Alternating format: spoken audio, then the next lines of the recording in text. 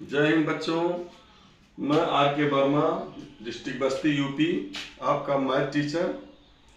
आज आपको class 10th के लिए जो आपका फर्स्ट चैप्टर है रियल नंबर, उसका first article Euclid division lemma को पढ़ने चल रहे हैं। ठीक है, तो इसमें आपको यूक्लिड डिवीजन लेमा तो भी हम लोग बाद में समझेंगे। सबसे पहले हमको समझना होगा कि रियल नंबर क्या होता है। ठीक है, तो देखिए वास्तव में दो तरीके के नंबर होते हैं। एक नंबर होता है रियल नंबर, ठीक है, एक होता है रियल नंबर, और दूसरा होता है इमेजिनरी नंबर।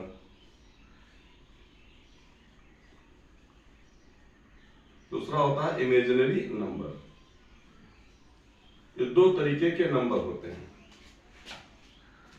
ठीक, अब ये दोनों नंबर कैसे होते हैं इसको हम लोग पहले पहचान लें कि कैसे होते हैं, इनकी बनावट क्या होती है, इनमें क्या अंतर होता है। देखिए दो चीजें वास्तव में हम लोग यूज करते हैं। एक तो हम लोग रियल में वास्तव में यूज करते हैं, और एक तो हम कल्पना में इमेजिन में यूज करते हैं। अब जैसे मैं एक बेस्ट एग्जांपल आपको दे रहा हूं। जैसे मान लीजिए किसी व्यक्ति को शुगर नहीं है, तो वो स्वीट मिठाई को जितना भी खा ले उसको कोई प्रॉब्लम नहीं है, उसको दिक्कत नहीं होगी, शुगर उसका नहीं बढ़ेगा, शुगर लेवल। लेकिन जिसको शुगर की प्रॉब्लम है, डायबिटीज है, तो वो वास्तव में रियल में स्वीट को नहीं खा पाएगा, रसगुल्ला नहीं खा पाएगा, क्योंकि अगर खा लेगा तो वो जो है उसका शुगर बढ़ जाएगा। तो लेकिन वो भी खाता है स्वीट को, कैसे खाता है? इमेजिन में, कल्पना में। ठीक है ना। अब जैसे एक आदमी है जिसको शुगर नहीं हो, रियल में चाहे जितना पीस खा ले, तो उससे ज्यादा इमेजिन में ये शुगर वाला खा सकता है, लेकिन कल्पना में खाता रहेगा अपना। अगर कोई बगल वाला मिठाई खा रहा है तो वो भी अपना जीभ चलाता रहता है, इस तरीके चलाता रहता है, ठीक है ना। लेकिन वो कल्पना में खाता है, जिससे उसका शुगर बढ़ने नहीं पाता। तो उसी तरह से नंबर भी होते हैं, दो तरीके के नंबर, एक तो रियल में नंबर होते हैं और एक कल्पना में होते हैं। ठीक है, तो हम कैसे पहचानेंगे कि रियल में है कल्पना में है?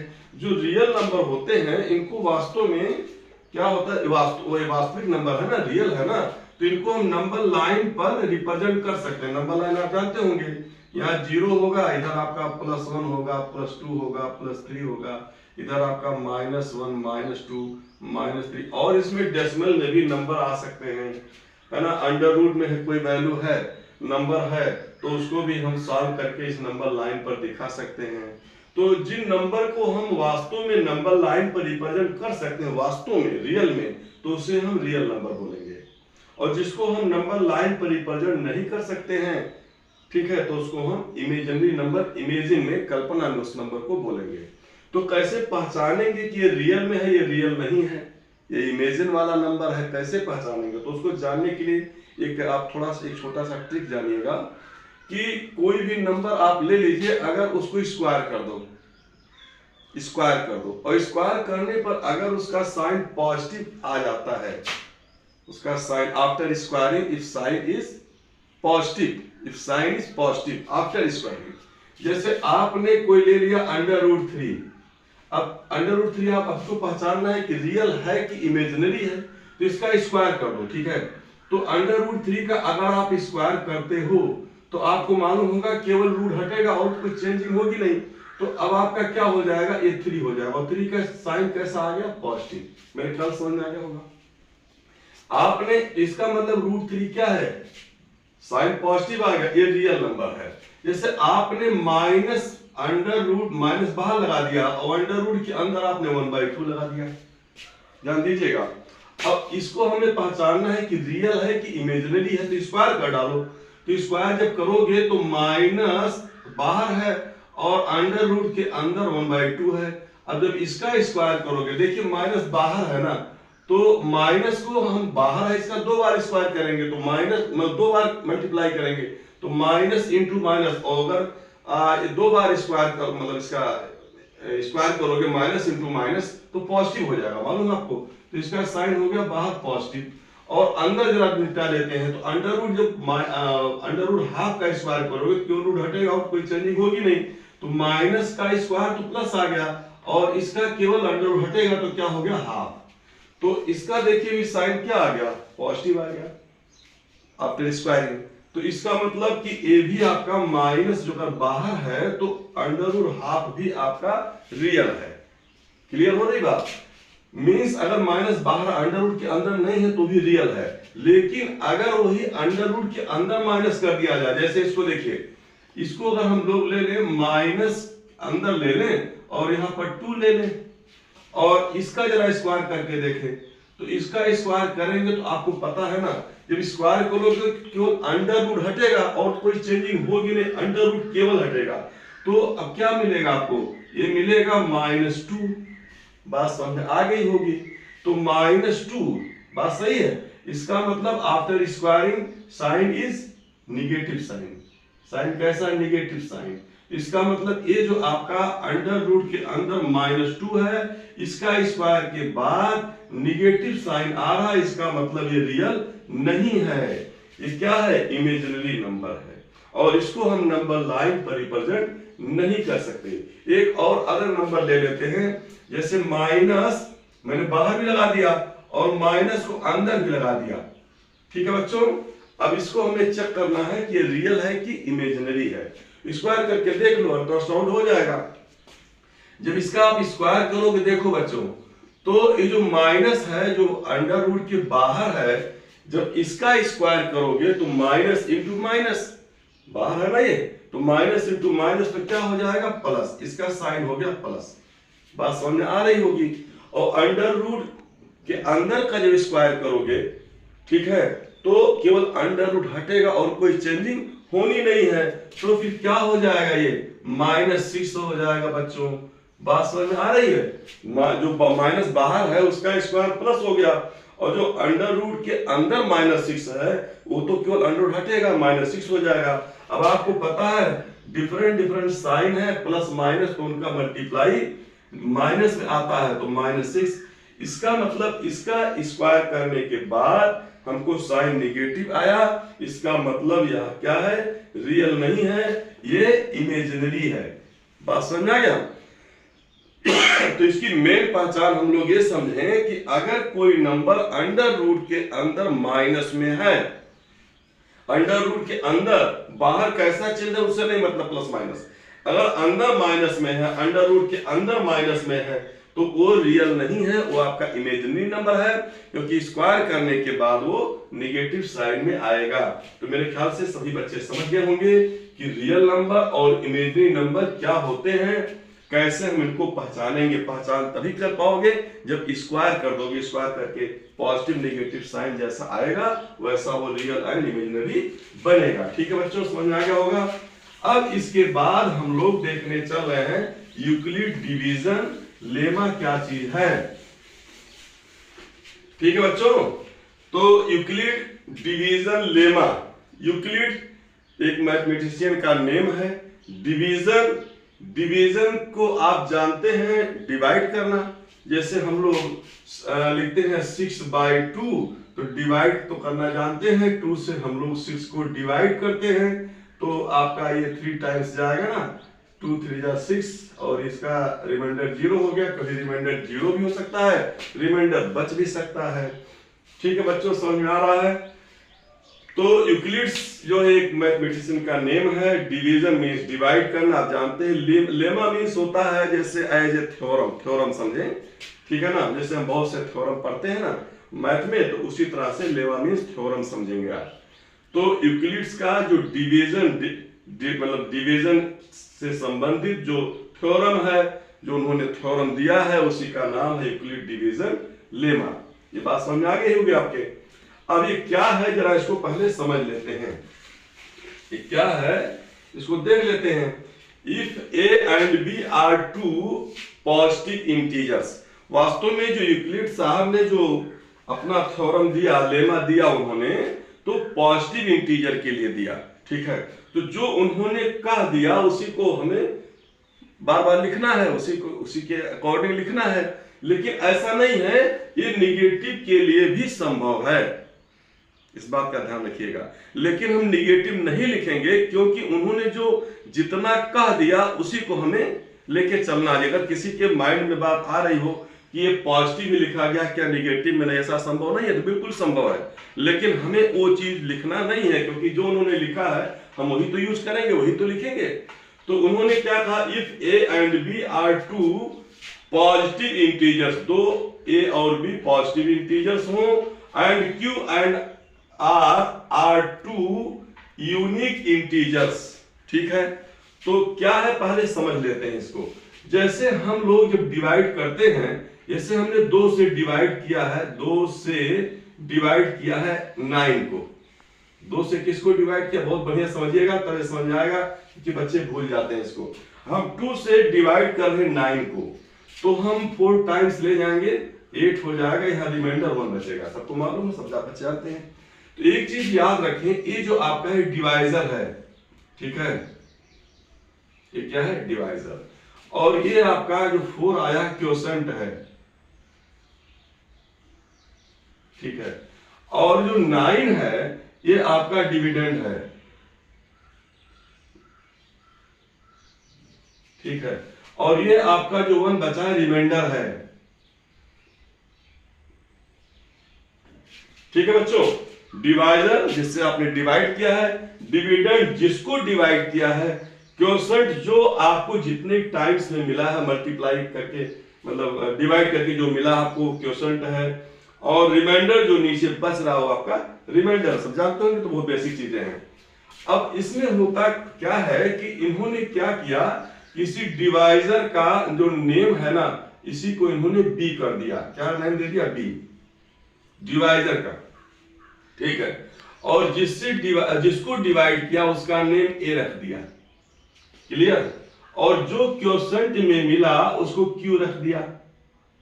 ठीक है बच्चों, और जो रिमाइंडर आपको मिला उसको क्या लिख दिया, आर लिख दिया। ठीक समझेंगे। तो अब आपका क्या हो गया, बी से आपने डिवाइड किया, किसको डिवाइड किया, ए को, क्या आपको मिला क्वोशंट क्यू, यहां जो नीचे बचा लास्ट में वो मिला रिमाइंडर आर। इतनी बात तो समझ में आपके आ गई होगी। अब जरा देखते हैं होता क्या है वास्तव में। होता यह है, पहली बात, सबसे पहली बात ये देखें कि जो रिमाइंडर यहां आपको मिल रहा है, रिमाइंडर आपको यहां मिल रहा, क्या मिल रहा, 1। ये बताइए 2 से कम है कि नहीं। जो आपका डिवाइजर है उससे रिमाइंडर ऑलवेज कम होना चाहिए। देखिए कम है। अब जरा एक एग्जांपल आपको देता हूं। जैसे 2 से हमने डिवाइड किया 9 को, तो आपने 4 टाइम्स ले गए आपने, तो क्या मिला, 8, 2 4 जा 8, 1 बच गया।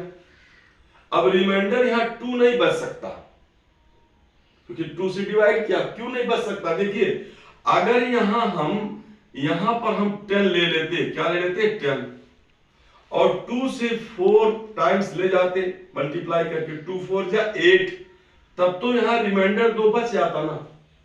लेकिन 2 के टेबल में 10 आ रहा है, 2 के टेबल में 10 आ रहा है, तो 2 का पढ़िए, 2 5 जा 10, तो यहां हम 4 टाइम्स नहीं ले जाएंगे ना, क्योंकि 2 से 10 डिवाइड हो जा रहा है, टेबल में उसके आ रहा है, तो हम 4 के प्लेस पर क्या ले जाएंगे, 5।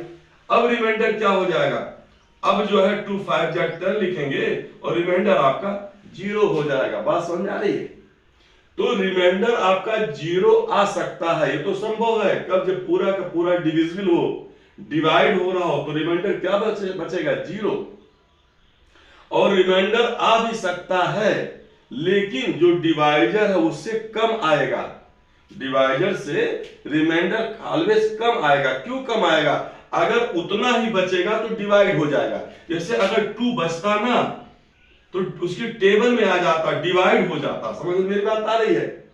अगर हम 5 से किसी भी नंबर को डिवाइड करें, कोई भी नंबर, तो रिमाइंडर यहां या तो 0 आ सकता है, ठीक है, या 1 आ सकता है, या 2 आ सकता है, 3 आ सकता है, 4 आ सकता है, लेकिन 5 नहीं आ सकता। अगर 5 आ रहा है, मान लीजिए बच रहा है, तो क्या होगा, डिवाइड हो जाएगा, उसके टेबल में, उसके पहाड़े में आ जाएगा। जैसे एग्जांपल, जैसे आपने ले लिया 24, ठीक है ना, तो 5 4 जा 24, 5 4 जा 20, तो 20 हो गया ना, 5 4 जा 20। कितना रिमाइंडर बचेगा यहाँ 4 देखिए बचेगा। बात समझ आ रही है? लेकिन अगर मान लीजिए 5 यहां बचना होता, यहां ध्यान दीजिए, डिवाइडर के इक्वल बोल रहा हूं, 5 बचना होता तो यहां क्या आना चाहिए था? 5। अब आपका रिमाइंडर क्या बचेगा? 5।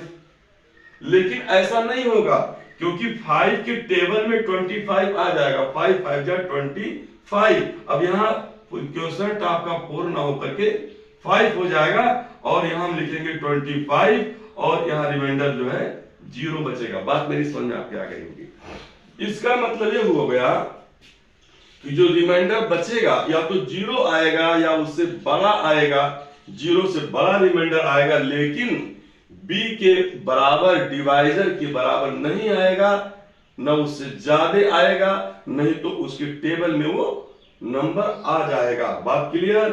ये आपके समझ में आ गया होगा।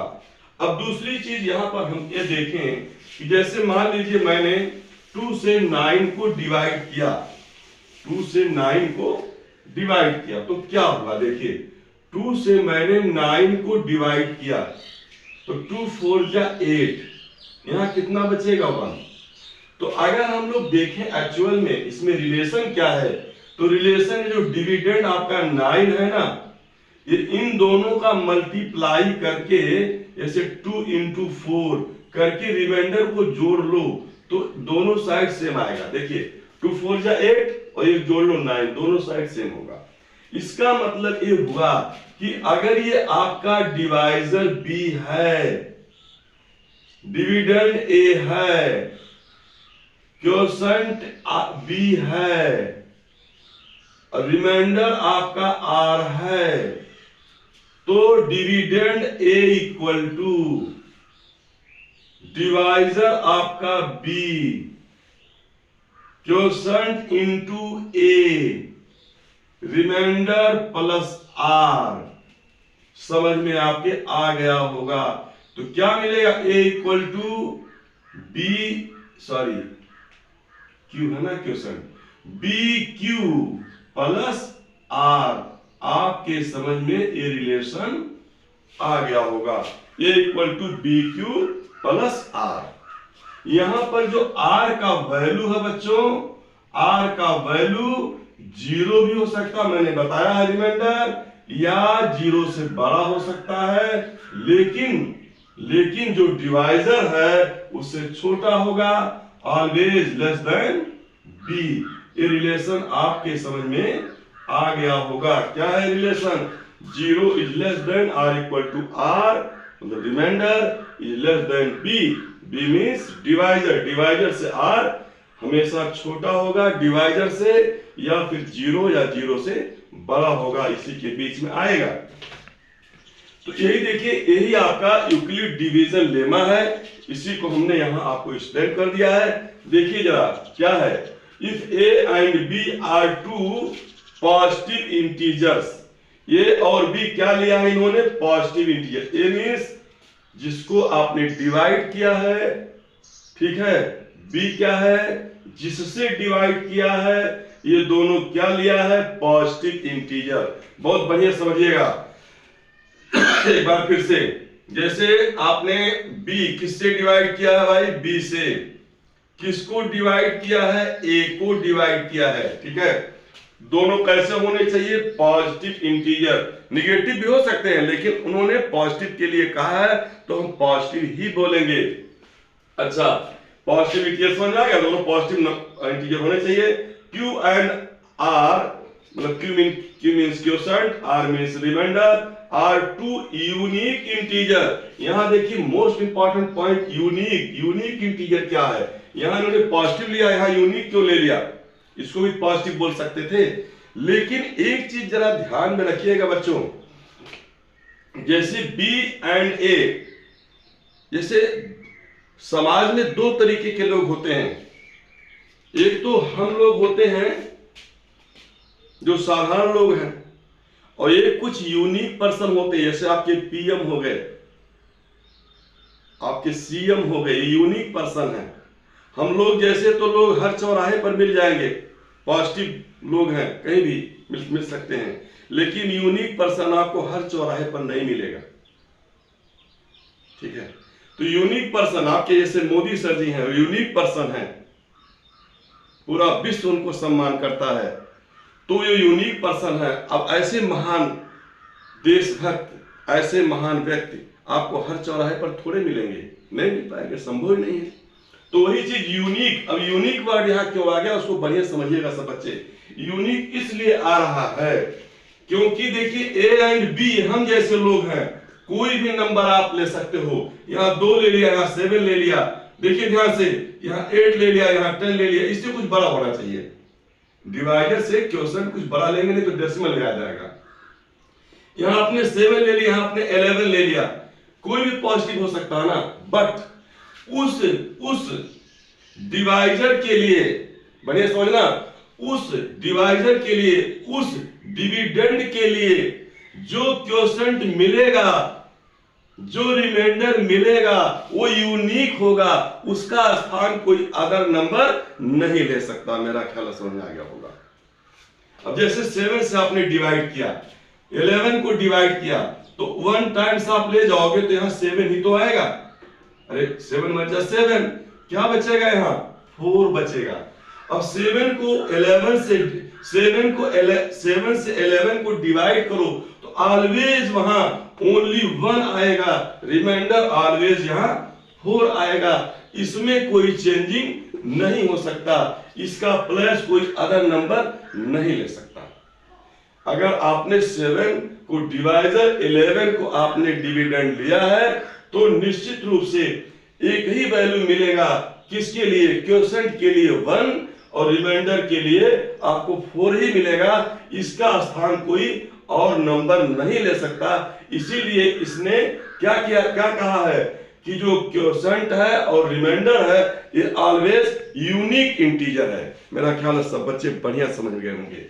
तो यहां इन्होंने ए और बी को उन्होंने पॉजिटिव इंटीजर बोला और क्यू और आर को उन्होंने यूनिक इंटीजर बोला, क्योंकि उस डिविडेंड और उस डिवाइजर के लिए क्यू और आर का जो वैल्यू है वो यूनिक है, कोई दूसरा नंबर नहीं हो सकता। बोलो सही है। R2 unique integers, then they must satisfy. तो ये क्या करते हैं, इस रिलेशन को सेटिस्फाई करते हैं। किस रिलेशन को सेटिस्फाई करते हैं, देखिएगा, A equal to B Q plus R, ये तो मैंने पहले आपको समझा दिया। And here 0 is less than R equal to R is less than B। R का वैल्यू 0 से होगा या 0 से बड़ा होगा, बट B से छोटा होगा। इस रिलेशन को, इस कंडीशन को सेटिस्फाई करते हैं। ठीक है बच्चों, यही आपका यूक्लिड डिवीजन लेमा है जो मैं आपको समझा दिया। अब इसमें ये जो नीचे मैंने लिख दिया इसको लिखने की जरूरत नहीं है, लेकिन इसको मैं समझा देता हूं ये क्या है। देखिए, अगर आपने B से A को डिवाइड किया तो इसको लिखेंगे B और इसका सिंबल ऐसे हम बना देते हैं, एक वर्टिकल लाइन ऐसे, ठीक है ना। तो B किसको डिवाइड कर रहा है, A को। B डिवाइजर है और ये डिविडेंड है, तो दो बातें हो सकती हैं, या तो B कंप्लीटली A को डिवाइड कर दे, जैसे हमने 2 ले लिया, यहाँ पर 10 ले लिया तो कंप्लीटली डिवाइड किया, तो यहाँ रिमाइंडर क्या मिला आपको, 0। तो रिमाइंडर अगर 0 मिल रहा है तो इसको ऐसे दिखाएंगे, B डिवाइड किसको, B divides to A। B किसको डिवाइड्स करता, A को। कैसे, कंप्लीटली। देखिए लिखा हुआ B डिवाइड्स A, है ना, यहाँ लिखा है A is completely divided bye B, मतलब A कंप्लीटली डिवाइडेड है, मतलब A कंप्लीटली डिवाइड हो जा रहा है किससे, A से। तो यहाँ पर रिमाइंडर क्या मिलेगा, 0 मिलेगा, ठीक है ना। A is completely divided bye B, मतलब A B से पूरा का पूरा डिवाइड हो जा रहा है, तो उसको हम इस सिंबल से दिखाएंगे। और ऐसा हो सकता है कंप्लीटली डिवाइड ना करता हो तो ऐसे कट कर देंगे, ठीक है। देखो लिखा है यहाँ पर B, इसको आपने वर्टिकल लाइन दिखा दिया है, कट कर दिया, मतलब ये कंप्लीटली डिवाइड नहीं कर रहा है किसको, A को। तो यहाँ लिखेंगे A is not completely divided by B, यहाँ पर रिमाइंडर 0 नहीं आएगा, रिमाइंडर कुछ ना कुछ तो बचेगा, लेकिन बी से तो छोटा ही आएगा। तो मेरा ख्याल समझ आ गया होगा, ये सिंबल है। अगर कंप्लीट डिवाइड करता है तो इस तरह से दिखाएंगे, और कंप्लीटली डिवाइड नहीं करता, रिमाइंडर बच रहा है, तो इस तरीके से हम इसको दिखाएंगे। ये लिखने की जरूरत नहीं है, यूक्लिड डिवीजन लेमा, बस जानना चाहिए सिंबल इसका क्या है। यहीं पर हम विराम देंगे, आगे हम बताएंगे। कल का क्लास मेरा मोस्ट इंपॉर्टेंट क्लास होगा, यूक्लिड डिवीजन एल्गोरिथम। तो सभी बच्चे कल का क्लास जरूर लेंगे, क्लास 10th के लिए मेरा क्लास जरूर लेते रहे, क्योंकि आपको बहुत बेसिक से बताएंगे, एक एक पॉइंट क्लियर कर देंगे। Thank you.